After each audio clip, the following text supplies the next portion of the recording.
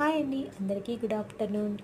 ఈరోజు అయితే ట్యూస్డే కదా, అందుకని చెప్పేసి మటన్ కర్రీ అనేది చేశాను. చాలా స్పైసీగా కుక్కర్లో వేసి. ఇంకా మా వాడు అంత మటన్ కర్రీ తినలేడు కనుక తన కోసం అయితే రొయ్యలు టమాటా కర్రీ అనేది చేశాను.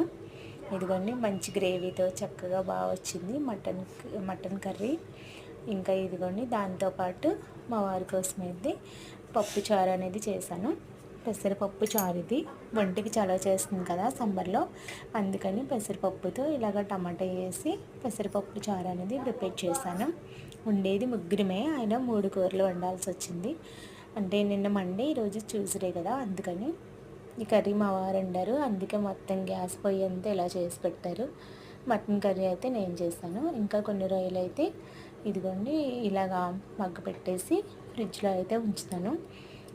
అంటే ఇప్పుడు చికెన్ అనేది తినకూడదు కదా, అందుకని చెప్పేసి రొయ్యలు, చేపలు లేకపోతే మటన్, వీటినే ఎక్కువగా మేము తింటున్నాము. మేమనే కాదు, అందరు కూడాను. వెజ్ ఎంత తిన్నా కూడా మనకి అప్పుడప్పుడు నాన్ వెజ్ వైపే ఇలా అవుతుంది కదా, అలాంటప్పుడు ఇలాగా రొయ్యలు అనేది మనం చక్కగాను మగ్గ పెట్టేసుకుని ఫ్రిడ్జ్లో పెట్టుకుంటే కాయగూరలు అనుకుంటున్నప్పుడు తీసి వేసుకుంటే మనకి నాన్ వెజ్ తిన్నట్టు ఉంటుంది. ఇంకా మనకి మంచి టేస్ట్ అనేది కూడా ఉంటుంది. ఇదిగోండి, ఇలాగా వాటర్ అంతా పోయిన తర్వాత దగ్గరికి అయిన తర్వాత పసుపు వేసి పెట్టాలి. ఉప్పు వేస్తే మాత్రం పాడైపోతుంది. ఆయిల్ కూడా వేస్తారు, అల్లం వెల్లుల్లి పేస్ట్ కూడా వేసుకుని ఉంచుకుంటారు.